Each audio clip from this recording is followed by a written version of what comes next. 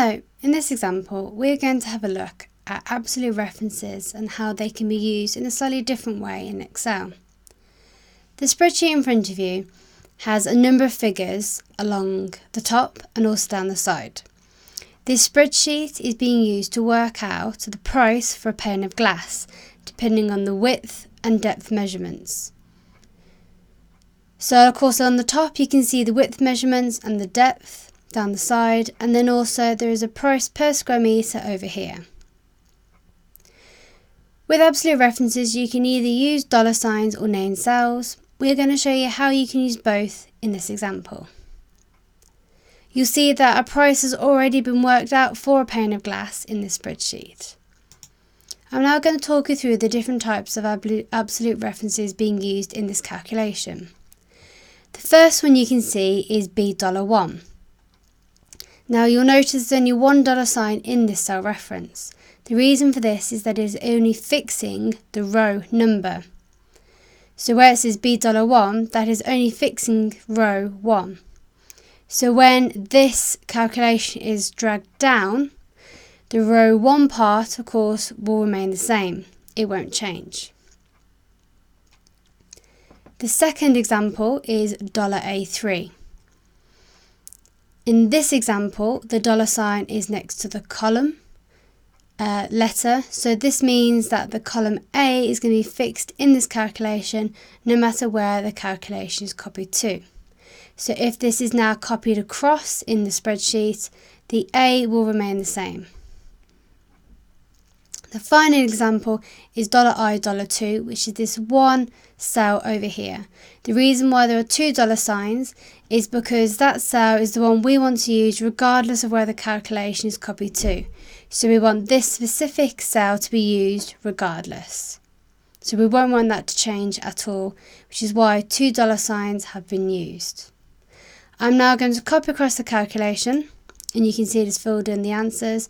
With them all highlighted, just to save time, I'm now going to copy down so it is now filled in the whole of this area for all the prices for each pane of glass, depending on the different measurements.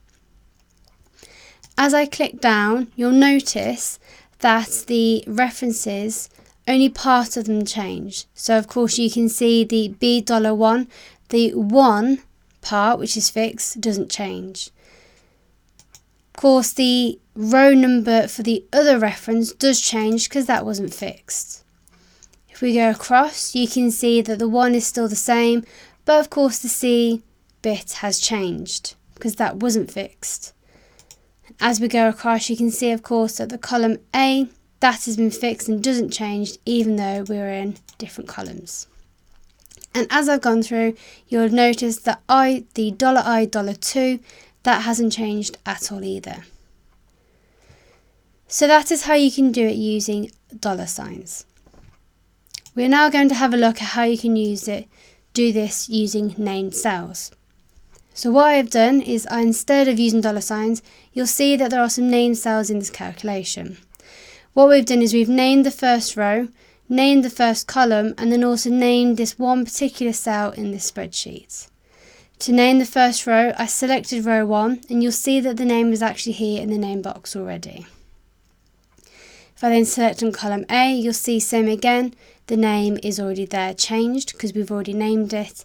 And then finally, this one particular cell we wanted to fix, which was I2, you'll see that there is a name there too. So if I go back into this cell, you can see those 3 names, you know where they've come from. Row 1, column A, and then cell I2. If I now copy this across as I did in the last example and copy down, you'll see I fill in those examples, the prices for the panes of glass. You'll see it's now filled it in. If you're not too sure if that is right, you can see that going back to the previous example, the prices are the same. Just to demonstrate, of course, that using these calculations, if I change any of the measurements, you'll see that the prices will update. If I do the same for depth, you can see the prices have changed again. So these examples that you can see here is just another example of how you can use absolute references within Excel in a more practical way.